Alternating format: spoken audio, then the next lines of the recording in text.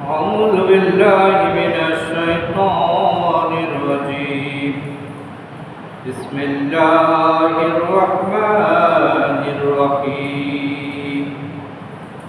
قل أعوذ برب الفلق من شر ما خلق ومن شر غاسق إذا وقب ومن شر النفاثات في العقد ومن شر حاسد إذا حسد.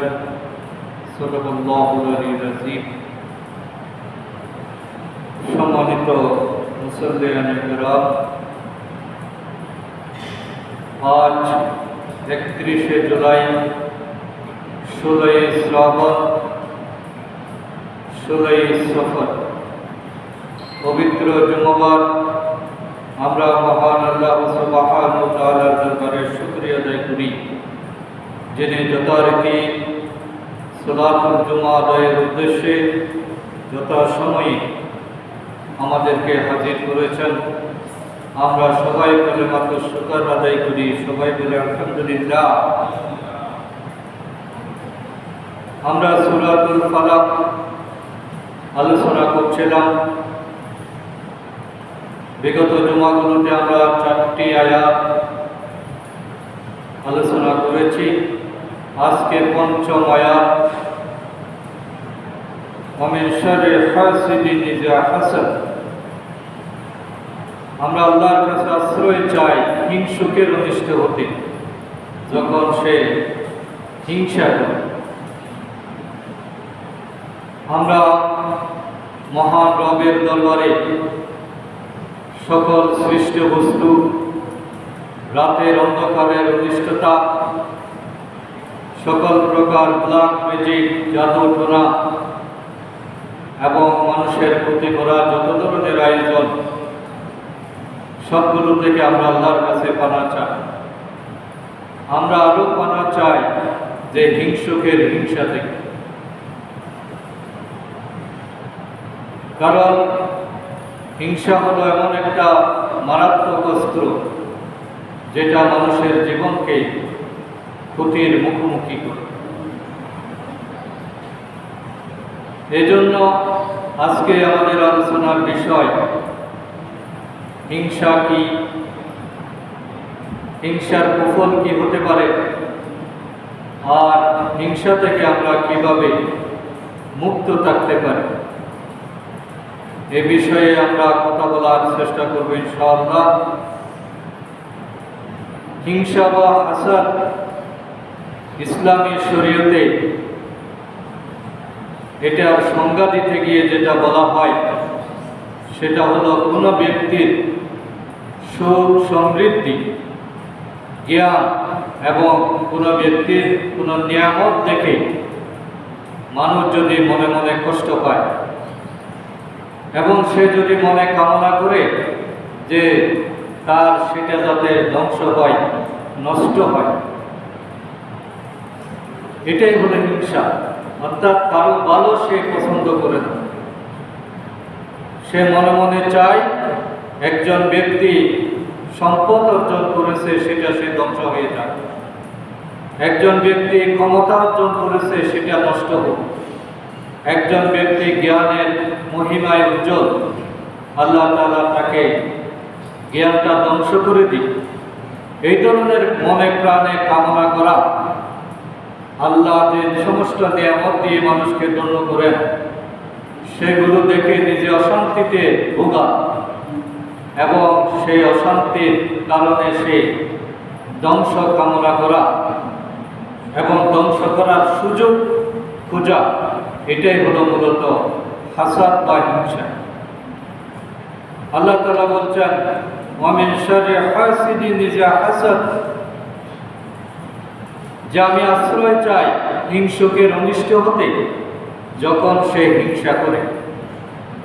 ইযা হাসাদ মানে হলো, আল্লামা ইবনে কাসির এবং অন্যান্য মুফাসসিরগণ এটার যেটা ব্যাখ্যা করেছেন যে একজন মানুষের মনে হিংসার ভাব জাগ্রত হয়, সেটা আসতেই পারে, কিন্তু সেটা সে নিয়ন্ত্রণ না রেখে সেটাকে যদি কাজে রূপ দেয়, হিংসার বশবর্তী হয়ে সে যদি মানুষের ক্ষতি করার চেষ্টা করে, তখন এটা মারাত্মক রূপ ধারণ করে।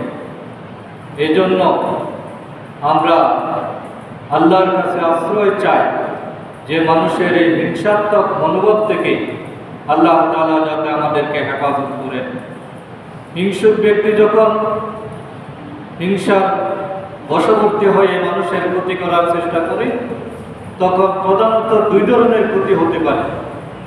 একটা ক্ষতি হলো মানুষের শারীরিক বা বাহ্যিক ক্ষতি, যেমন কারো নামে অপবাদ দেওয়া, সম্পদ নষ্ট করা, জাদু টুনা করা। এগুলোর কারণে মানুষের শারীরিক ক্ষতি হয়, আর্থিক ক্ষতি হয়। যেমন লাবিদ ইবনুল আসম নামক যে ইহুদি মহিলা রাসূল সাল্লাল্লাহু আলাইহি ওয়াসাল্লামের চুল নিয়ে জাদু করেছিলেন, যার কারণে তিনি অসুস্থ হয়ে পড়েছিলেন, যার পরিপ্রেক্ষিতে এই সূরাটা নাযিল হয়। সুতরাং হিংসার একটা ভয়ঙ্কর দিক হলো মানুষের বাহ্যিক ক্ষতি হতে পারে, শারীরিক ক্ষতি হতে পারে, অসুস্থ হয়ে যেতে পারে, মানুষ পঙ্গু হয়ে যেতে পারে, তার সম্পদ ধ্বংস হয়ে যেতে পারে। অনেক সময় দেখা যায় যে গাছের ফল হিংসার কারণে নষ্ট হয়ে যাচ্ছে, ফলন আর হচ্ছে না। একজন খুবই সুশ্রী লোক, কিন্তু হিংসার কারণে তার শরীরের মধ্যে এমন হলো বিভিন্ন রোগ ব্যাধির কারণে সে ভালোভাবে চলাফেরাই করতে পারে না। সুতরাং এটা মানুষের বাহ্যিক ক্ষতি করে। আরেকটা যেটা ক্ষতি করে সেটা হলো বদনজর, এভিল আই যেটাকে বলা হয়, যে হিংসুকের চোখের দৃষ্টি, এটাও মানুষের অনেক ক্ষতি করতে পারে।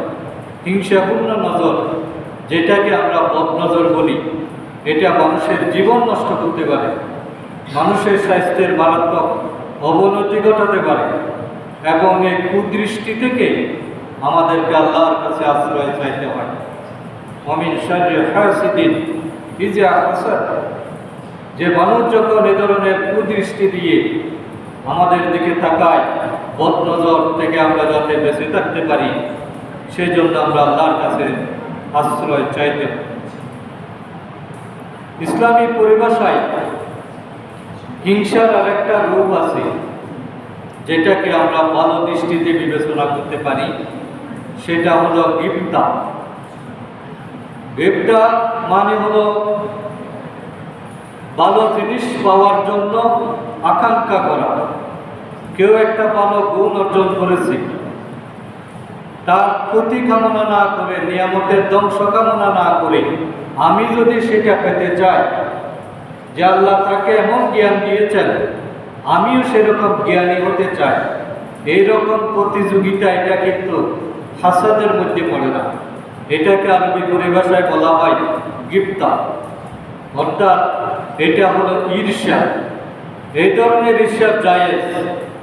কেউ সম্পদশালী হয়েছে, আমি সম্পদ ধ্বংস হয়ে যাক এটা কামনা না করে, যে আমিও কিভাবে সম্পদশালী হতে পারি, সেরকম প্রতিযোগিতার মনোভাব নিয়ে কাজ করা, এটাতে কিন্তু গুনাহ হবে না, বরং এটাকে উৎসাহিত করা হয়েছে।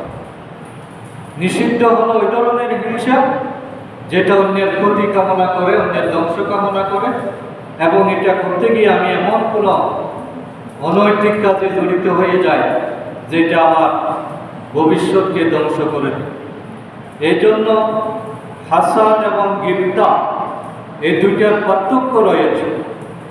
একটা হলো হাসাদটা হলো অন্যের ভালো দেখে ধ্বংস হওয়ার চেষ্টা করা, কামনা করা, আর গিবতা হলো অন্যের ভালো দেখে নিজেও সেরকম হওয়ার জন্য আকাঙ্ক্ষা করা। ইসলামী দৃষ্টিতে হাসাদটা সম্পূর্ণ হারাম এবং এটা কবিরা গুনার অন্তর্ভুক্ত, কিন্তু গিবতা এটা বৈধ এবং এটাকে উৎসাহিত করা হয়েছে, এটা প্রশংসা করা হয়েছে। গিবতার কারণে মানুষ খুশি হয়, দোয়া করে, কিন্তু হিংসা যদি হয় মানুষ মনে কষ্ট পায়, অন্যের উন্নতি দেখে সে জলে পড়ে সরকার হয়ে যায়, তাহলে এটা গুনার কাজ। এবং আমলের উপর প্রভাব হলো, হিংসা যদি কেউ করে তাহলে হিংসার কারণে তার সমস্ত ভালো আমল ধ্বংস হয়ে যায়।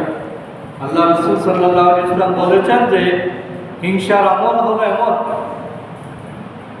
হিংসার কারণে তার ভালো আমলগুলো লাকড়ি যেভাবে, আগুন যেভাবে লাকড়িকে খেয়ে ফেলে, তার ভালো আমলগুলো হিংসার কারণে এভাবে ধ্বংস হয়ে যায়। সুতরাং মানুষকে ভালো কাজে উৎসাহিত করা এবং সওয়াব বৃদ্ধি করা, এটা হলো ইফতার বৈশিষ্ট্য। কেউ ভালো করছে, কেউ ভালো কোরআন তেলাওয়াত করছে, আমি যদি পারতাম, কেউ ভালো সম্পদ অর্জন করছে, আমিও যদি হতে পারি, এভাবে বৈধ পন্থায় চেষ্টা করা, প্রতিযোগিতা করা, এটা কিন্তু জায়েজ এবং এটাকে উৎসাহিত করা হয়। মানুষের মধ্যে পবিত্র কাজের প্রতিযোগিতা থাকতে হবে। আল্লাহ তাআলা এটাকে উৎসাহিত করেছেন এভাবে, ওয়াফি যালিকা ফালিয়াতানাফাসিল মুতানাফিসুন। আল্লাহ বলছেন জান্নাতের যে নিয়ামত, এই নিয়ামত লাভের জন্য প্রতিযোগিতা করা উচিত। সবাই যাতে জান্নাতে যেতে পারে,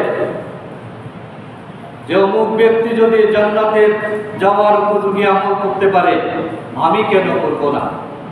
এভাবে এই প্রতিযোগিতা, এটাকে আল্লাহ তাআলা উৎসাহিত করেছেন এবং এটা একজন মুমিনের অন্তরে সবসময় বেটার হওয়ার চেষ্টা করতে হবে, অন্যকে অনুকরণ করার চেষ্টা করতে হবে, অন্যের ভালো গুণগুলো নিজের ভিতর নিয়ে আসার প্রতিযোগিতা করতে হবে। এবং এটা মোটেই কোনো দোষের বিষয় নয়। রাসূল সাল্লাল্লাহু আলাইহি ওয়াসাল্লাম এটা পরিষ্কার করতে গিয়ে বুখারী এবং মুসলিম শরীফে একটি হাদিস বর্ণিত হয়েছে। এখানে যদিও বা হাসাদ শব্দটা আল্লাহ রাসূল ব্যবহার করেছেন, কিন্তু এটা রূপকর্তী। এখানে হাসাদের অর্থ হলো মূলত গিফতা। আল্লাহ রাসূল সাল্লাল্লাহু আলাইহি ওয়াসাল্লাম বলেছেন, লা হাসাদা ইল্লা ফিসনাতাইন, কেবলমাত্র দুটি কাজে, দুটি বিষয়ে ঈর্ষা করা জায়েজ। একটা হলো রাজুলুন আতাল্লাহু মালান ফাসুল্লিতা আলা হালাকাতিহি ফিল হক, সেই ব্যক্তির প্রতি ঈর্ষা করা জায়েজ। আল্লাহ যাকে ধন সম্পদ দিয়েছেন এবং সেই ধন সম্পদ ওই ব্যক্তি হকের প্রতি, সৎ কাজে, বৈধ প্রতি সে ব্যয় করছে, তাহলে ওই রকম দানশীল ব্যক্তির জন্য আমার মনে প্রতিযোগিতার মনোভাব সৃষ্টি হওয়া, এর জন্য হিংসা করা, এর জন্য প্রতিযোগিতা করা, এটা জায়েজ। আল্লাহ রাসূল বলছেন যে এই ধরনের প্রতিযোগিতা করতে হবে। একজন দানশীল ব্যক্তি সে 1 লক্ষ টাকা দিয়েছে, আমি যাতে 2 লক্ষ টাকা দিতে পারি, ভালো কাজে, এটাকে আল্লাহ রাসূল উৎসাহিত করেছেন। আরেকটা হলো ওয়ারাজুলুন আতাহুল্লাহুল হিকমাতা ফাহুয়া ইউগদি বিহা ওয়া ইউআল্লিমুহা, সেই ব্যক্তির প্রতি আল্লাহ যাকে দ্বীনি জ্ঞান দিয়েছেন, ইলম দিয়েছেন, হিকমা দিয়েছেন, প্রজ্ঞা দান করেছেন, যার দ্বারা সে সুন্দর বিচার ফয়সালা করে এবং মানুষকে কল্যাণের দিকে সে আহ্বান করে, সুন্দর শিক্ষা দেয়, মানুষকে সে ভালো পথ দেখায়, তাহলে এরকম দায়ীর জন্য, এরকম মুআল্লিমের জন্য, এরকম বিচারকের ব্যাপারে ঈর্ষা করা, প্রতিযোগিতা করা, এটা আল্লাহ রাসূল উৎসাহিত করেছেন। সুতরাং আমরা যাতে হাসাদ এবং গিফতায় দুইটার পার্থক্য বুঝি, আরেকজনের কল্যাণ দেখে নিজের মন খারাপ করা যাবে না, বরং সে কল্যাণটা আমি কিভাবে নিতে পারি, তাকে কিভাবে আমি আরো বেশি প্রতিযোগিতায় ফেলে যেতে পারি, সেভাবে চেষ্টা করা, এটাই হলো মুমিনের বৈশিষ্ট্য।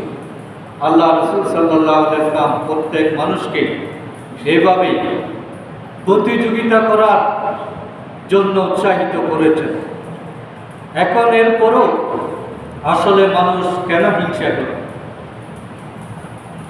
আল্লাহ তাআলা মানুষকে সৃষ্টির শ্রেষ্ঠ জীব হিসাবে পৃথিবীতে পাঠিয়েছেন, এরপরেও মানুষ কিন্তু মানুষের বড় শত্রু।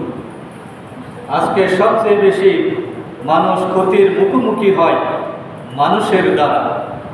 এটা 5টি বড় কারণ আমি এখানে উল্লেখ করছি আজকে। একজন মানুষ আরেকজন মানুষকে হিংসা করার মৌলিক যে কারণগুলো থাকতে পারে তার মধ্যে 1 নম্বর হলো অহংকার এবং আত্মবড়ত্ব, কিবির। মানুষ মনে করে যে আমি শ্রেষ্ঠ, আরেকজন কেন আমার চেয়ে শ্রেষ্ঠ হবে, আমি জ্ঞানী, আরেকজনকে কেন আমি জ্ঞানী মনে করব, আমি সম্পদশালী, আরেকজন কেন সম্পদ অর্জন করবে। এভাবে হিংসার কারণে মানুষ, অহংকারের কারণে মানুষ হিংসায় লিপ্ত হয়। আল্লাহ তাআলা এই কথাটাই বলেছেন যে ইবলিস হলো, তারও মূল কারণ ছিল হিংসা। সে বলেছে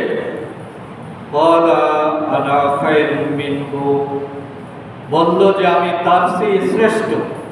আল্লাহ যখন আদমকে সিজদা করার জন্য বললেন, ইবলিস জবাব দিল আনা খায়রুম মিনহু, আমি কেন তাকে সিজদা করব, আমি তো তার চেয়ে শ্রেষ্ঠ। কিভাবে?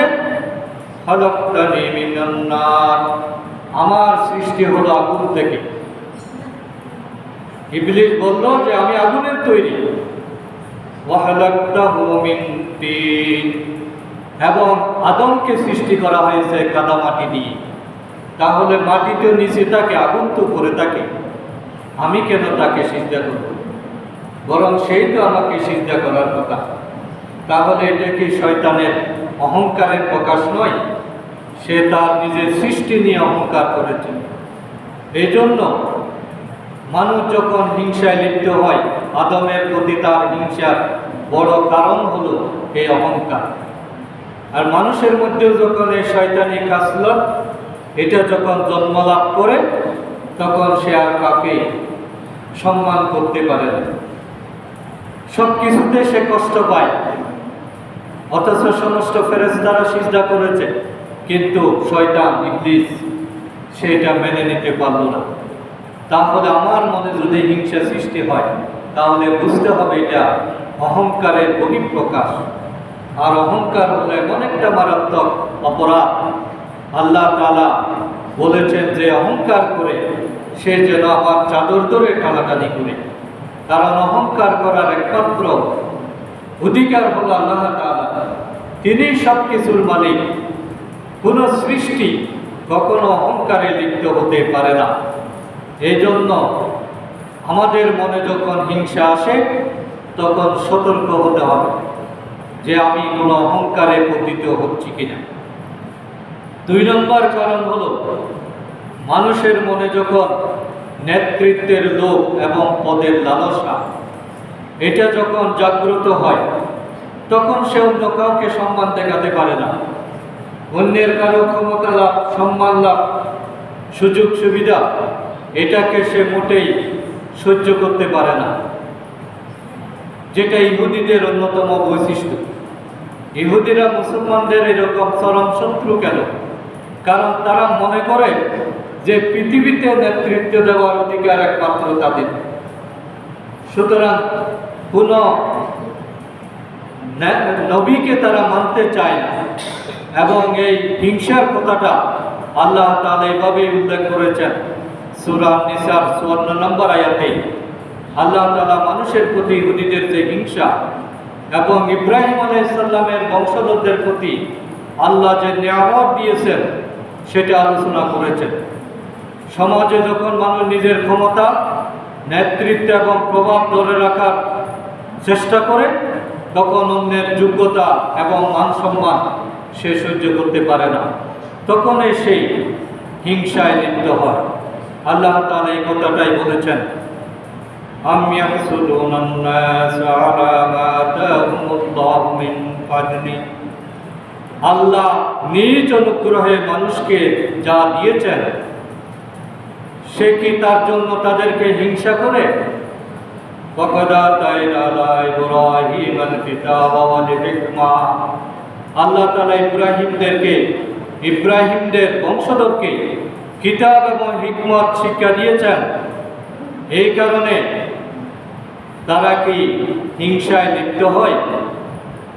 অথচ ওয়াতাইনাহুম মুলকান আযীমা, আমরা তাদেরকে বিশাল রাজ্য দান করেছিলাম। ইব্রাহিম আলাইহিস সালামের বংশধর থেকেই আমাদের শেষ নবীর আগমন, এবং তিনি হচ্ছেন মানব সভ্যতার মূল স্থপতি। সেই ইব্রাহিমের বংশধরদের ব্যাপারে তারা যখন হিংসা করে, এটা আসলে শয়তানি চক্রান্ত। কারণ নেতৃত্ব মেনে নিতে না পারা, পদের প্রতি লোভ, এটা মানুষকে অহংকারে নিমজ্জিত করে এবং এটা থেকেই হিংসার জন্ম লাভ করে। আজকে যে রাজনৈতিক বিভিন্ন কুন্দল, কেন তাকে সভাপতি করা হলো না, কেন তাকে দায়িত্ব দেওয়া হলো না, সে কেন এমপি হতে পারলো না, এই কারণে মানুষের উপর যে জুলুম, এটা মূলত এই কারণেই হয়।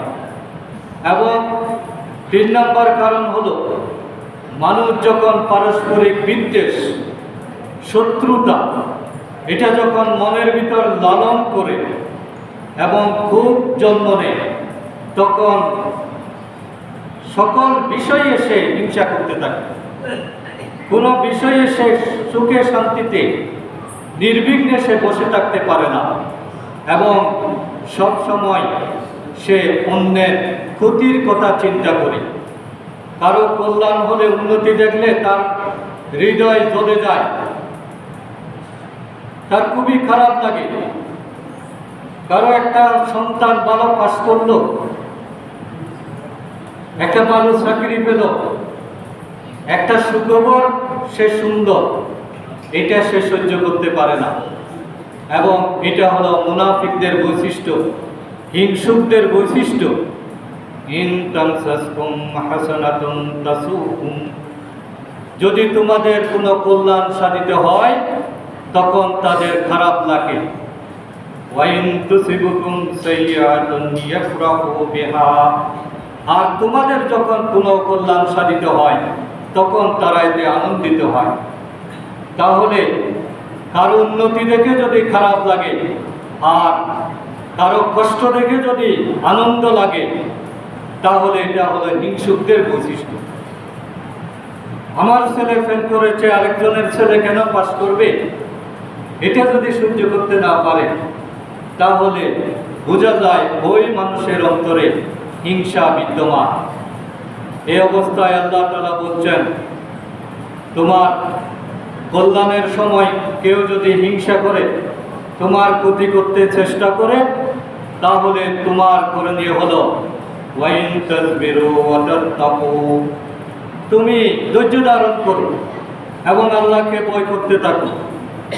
এবং আল্লাহকে যদি তুমি মেনে চলো, আল্লাহর ভয় যদি তোমার অন্তরের মধ্যে থাকে, আর যদি হিংসুকের হিংসা প্রতিশোধ না নিয়ে তুমি যদি ধৈর্য ধারণ করো, আল্লাহর কাছে সাহায্য চাও, লা ইউদুরুকুম কাইদুহুম শাইয়্যা, কেউ তোমার কোনো ক্ষতি করতে পারবে না, কোনো ষড়যন্ত্র কিছুই কাজে আসবে না। কারণ ইন্নাল্লাহা বিমা ইয়ামালুনা মুহীতা, কারণ সব কিছুর ক্ষমতা বেষ্টন করে আছেন আল্লাহ তাআলা। আল্লাহই সকল কিছুর মালিক। সুতরাং কারো কল্যাণ করার মানসিকতা যদি আমাদের মনে জন্ম লাভ করে, তাহলে এটা হিংসুকের পরিচয়। মানুষের মনে হিংসা আসার আরেকটি বড় কারণ হলো হককে মেনে নিতে না পারা, সত্যকে মেনে নেওয়ার মানসিকতা না থাকা, এক কথায় সংকীর্ণ মনতা, মনের উদারতার অভাব। কোনো কিছুকে সে সহজে গ্রহণ করতে পারে না। এটা হলো বিশেষ করে ভালো কোনো কিছু, কারো কোনো উন্নয়ন, কোনো সুখবর তার মনে জ্বালা ধরিয়ে দেয়। পবিত্র কোরআনে এই ধরনের মানসিকতা, এটাকে ইহুদিদের চরিত্র হিসেবে উল্লেখ করা হয়। এবং এটা হলো এই হিংসার মানসিকতা, এটা মূলত ইহুদিরাই চেষ্টা করে। এই জন্য এই মানসিকতা থেকে আমাদেরকে মুক্ত থাকতে হবে। 5 নম্বর কারণ হলো সংকীর্ণ মনা হওয়া এবং দুনিয়ার প্রতি অতিরিক্ত মোহ থাকলে মানুষ তখন নিজের বুক বিলাসকে একমাত্র আসল কাজ মনে করে অন্যের প্রাচুর্য দেখে সে হিংসার আগুনে জ্বলে উঠে। এবং আল্লাহ তাআলা এই কথাটা এইভাবে বলেছেন, আলহাকুমুত তাকাসুর, যে প্রাচুর্যের প্রতিযোগিতা, অন্য থেকে কিভাবে এগিয়ে যাওয়া যায়, এই প্রতিযোগিতা তোমাদেরকে ভুলিয়ে রেখেছে, তোমাদেরকে গাফেল করে দিয়েছে। হাত্তা যুরতুমুল মাকাবির, যতক্ষণ তোমরা কবরে প্রবেশ করো, অর্থাৎ মৃত্যুর মুখোমুখি না হওয়া পর্যন্ত অন্যকে এগিয়ে যাওয়ার মানসিকতা, অন্যকে ছাড়িয়ে যাওয়ার উদগ্র প্রতিযোগিতা, এটা তোমাদেরকে গাফেল করে রাখে, তোমাদেরকে হিংসার মধ্যে নিমজ্জিত করে। সুতরাং আমাদের মনে যাতে হিংসাত্মক মানসিকতা জন্মলাভ না করে, এটার জন্য আমাদেরকে সতর্ক থাকতে হবে। এবং হিংসা করে আসলে কেউ উপকৃত হয় না। অন্যের নিয়ামত ধ্বংস হয়ে যাক, এটা যদি আমি কামনা করি, এতে তার নিয়ামত ধ্বংস হয় না, বরং আমার নিয়ামতগুলোই আমি হারিয়ে ফেলি। আকাশের দিকে থুতু ফেললে যেমন সেই থুতুটা অন্য কারো গায়ে পড়ে না, এটা নিজের গায়েই পড়ে। আল্লাহ কাউকে নিয়ামতের অধিকারী করেছেন, কাউকে সৌন্দর্য দিয়েছেন, কাউকে জ্ঞান দিয়েছেন, কাউকে সম্পদ দিয়েছেন, কাউকে ক্ষমতা দিয়েছেন। এখন আমি এতে কষ্ট পেয়ে আমার লাভ কি? বরং আমি এতে কুফলের মুখোমুখি, আমি নিজেই ক্ষতিগ্রস্ত। এবং ক্ষতিটা কিরকম? যে আমার যা কিছু ভালো আমল, এটা ধ্বংস হয়ে যায় শুধুমাত্র হিংসার কারণে। আমি নামাজ পড়ি, আমি রোজা রাখি, আমি যাকাত দিই, আমি দান খয়রাত করি, কিন্তু আরেকজনের ভালো আমি সহ্য করতে পারি না। আল্লাহ রাসূল সাল্লাল্লাহু আলাইহি সাল্লাম বলেছেন, আইয়ুকুমুল হাসাদা, হে মানব জাতি, তোমরা হিংসা থেকে নিজেদেরকে ফরেজ করো, বেঁচে থাকো। কারণ ফাইনাল হাসাদা ইয়াকুলুল হাসানা, কারণ হিংসা তোমার নেক আমলগুলো এমনভাবে খেয়ে ফেলে। ফাইনাল হাসাদা ইয়াকুলুল হাসানাতি কামা তাকুলুন নারুল হাতাবা, যেভাবে আগুন শুকনো কাঠকে পুড়িয়ে ফেলে। আগুনের একটা কুণ্ডলীর মধ্যে যদি আমি কতগুলি কাঠ সেখানে দিই, সেগুলো যেমন আগুনে খেয়ে ফেলে, তদ্রূপ তোমার সমস্ত ভালো আমল এভাবে নষ্ট হয়ে যাবে, বিলিয়ে যাবে, যদি তুমি হিংসা ধারণ করো। সুতরাং হিংসা মানুষের অন্তরের ভালো গুণগুলো এবং কষ্ট করে যে আমলগুলো সে অর্জন করেছে, এগুলোকে পুড়িয়ে ছাই করে দেয়। হিংসার কারণে মানুষ শয়তানের অনুসারীতে পরিণত হয়। মূলত হিংসাটা হলো শয়তানের অভ্যাস, শয়তানের দেখানো পথে চলা। কারণ মহাবিশ্বে সর্বপ্রথম হিংসার অপরাধটা করেছিল শয়তান। এবং আল্লাহ তাআলা বলছেন, ইন্নাল মুবাযযিরিনা কানু ইখওয়ানাশ শায়াতিন, অপব্যয়কারীরা হলো শয়তানের ভাই। ওয়া কানাশ শায়তানু লিরাব্বিহি কাফুরা, আর শয়তান হলো তার রবের প্রতি অত্যন্ত কৃতজ্ঞ। সুতরাং হিংসক ব্যক্তি হলো কৃতজ্ঞ একজন আল্লাহর বান্দা। আল্লাহ যাকে নিয়ামত দিয়েছেন এটা তো আমি দিই নাই, আল্লাহ দিয়েছেন, সুতরাং আমার মনের জন্য কষ্ট আসা এটা হলো আসলে শয়তানি মনোভাব। সুতরাং হিংসুক মূলত হিংসা করে না, সে আল্লাহর নিয়ামতের অকৃতজ্ঞতা প্রকাশ করে। আল্লাহ কেন নিয়ামত দিয়েছেন এটাকে সে সহ্য করতে পারে না, এর মাধ্যমে মূলত সে শয়তানের অনুসরণ করে। এজন্য হিংসুক ব্যক্তির অন্তরের শান্তি নষ্ট হয়ে যায়, সে কখনো মানসিকভাবে তৃপ্ত থাকতে পারে না এবং একটা সবসময় মানসিক অশান্তির মধ্যে তার সময়গুলো কাটতে থাকে। অন্যের সুখ দেখে তার মনে জ্বালা ধরে, দুনিয়াতে সে চরম মানসিক অশান্তি এবং অস্থিরতার মধ্যে সে জীবনযাপন করে, যেটা হলো মুনাফিকদের বৈশিষ্ট্য। ফি কুলুবিহিম মারাদুন ফাযাদাহুমুল্লাহু মারাদা, যাদের অন্তরে ব্যাধি রয়েছে, কপটতা রয়েছে, মুনাফিকি রয়েছে, তারাই কিন্তু এই ধরনের কষ্ট পায়। আর আল্লাহর বৈশিষ্ট্য হলো কেউ যদি এরকম কষ্ট হিংসা করতে থাকে, কষ্ট পেতে থাকে, ফাযাদাহুমুল্লাহু মারাদা, আল্লাহ সেটা আরো বাড়িয়ে দেন, তার কষ্টটা দিন দিন আল্লাহ তাআলা আরো বৃদ্ধি করে দেন এবং তাদের শেষ পরিণত হলো ওয়ালাহুম আযাবুন আলীম বিমা কানু ইয়াকযিবুন, তাদের জন্য হলো যন্ত্রণাদায়ক শাস্তি। কারণ বিমা কানু ইয়াকযিবুন, তারা সবসময় মিথ্যা বলতো। তারা বলতো যে আমরা মানুষের অন্যায় চাই না, আমরা মানুষকে ভালোবাসি, কিন্তু আসলে মানুষের প্রতি তাদের ভালোবাসা নাই, মানুষের প্রতি তাদের বিদ্বেষ। এই বিদ্বেষের কারণে আল্লাহ তাআলা তাদেরকে যন্ত্রণাদায়ক শাস্তি দিয়েছেন। দুনিয়ার শাস্তি হলো তাদের অন্তরে তৃপ্তি থাকবে না, সবসময় একটা মানসিক অস্থিরতা এবং অশান্তির মধ্যে তারা বিদ্যমান থাকবে। হিংসার কারণে মানুষের সমাজে ভ্রাতৃত্ববোধ এবং সামাজিক যেটা সম্প্রীতি, মানুষের যেটা আন্তরিকতা, ভালোবাসার বন্ধন এবং প্রেম প্রীতি, এটা কিন্তু সম্পূর্ণ ধ্বংস হয়ে যায়। যে সমাজে হিংসা চালু থাকে সেখানে গীবত, চক্রান্ত, মারামারি এবং সবগুলো নেগেটিভ সেন্স সেখানে জাগ্রত হয়, যার কারণে মানুষের সমাজটা হয়ে যায় ধ্বংসের মুখোমুখি।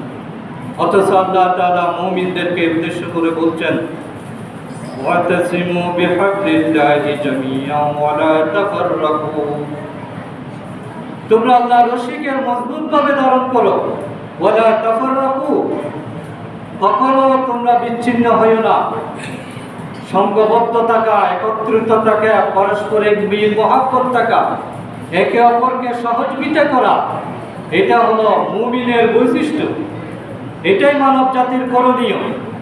আর বিচ্ছিন্নতা এটা হলো হারাম, আল্লাহ তাআলা পরিষ্কার নিষেধ করেছেন। এই জন্য ঐক্যবদ্ধ থাকা ফরজ আর বিচ্ছিন্ন থাকাটা হারাম। কেন? আল্লাহ তাআলা বলছেন তোমরা তো এক সময় এরকম ছিলে। আল্লাহ সেই অতীত ঘটনা স্মরণ করে দিচ্ছেন, ওয়াজকুরু নি'মাতাল্লাহি আলাইকুম, স্মরণ করো সেই নিয়ামতের কথা আল্লাহ তোমাদেরকে যে নিয়ামত দিয়েছেন।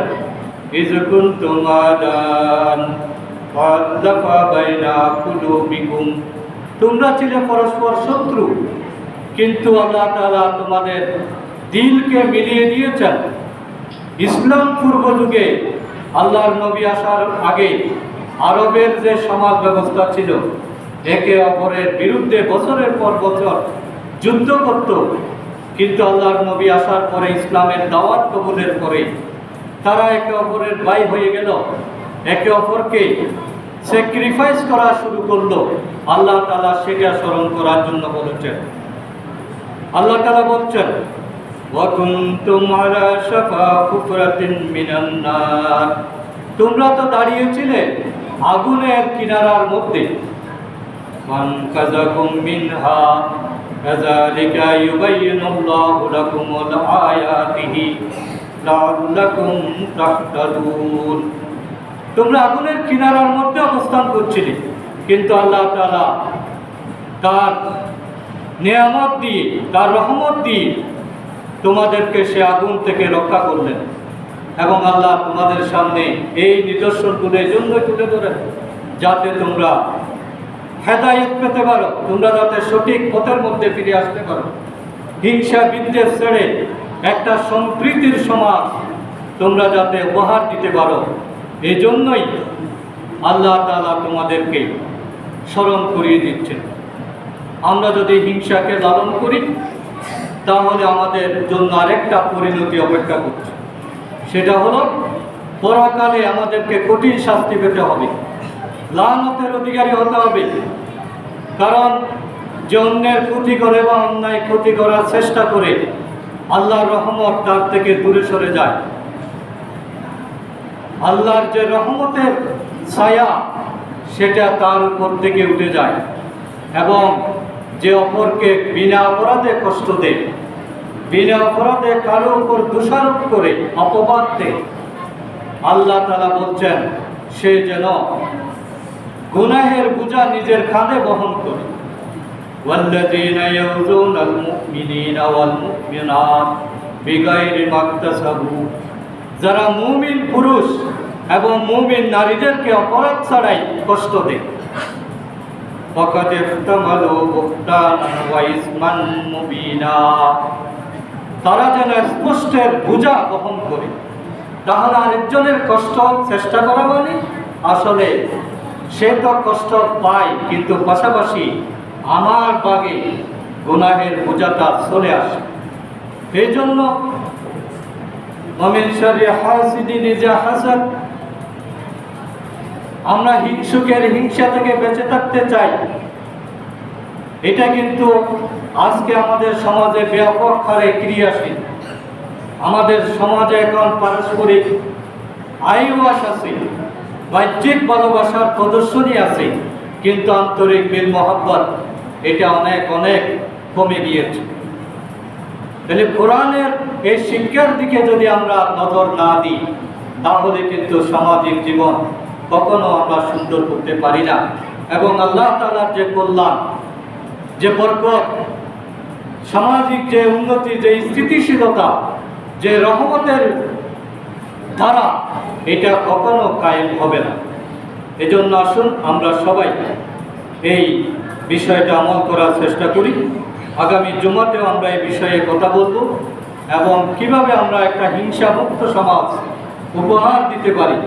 এই জন্য আল্লাহর কোরআন আমাদেরকে কি কি ফর্মুলা দিয়েছে, এগুলোর ব্যাপারে আগামী জুমায় আলোচনা হবে ইনশাআল্লাহ। আজকে এতটুকু।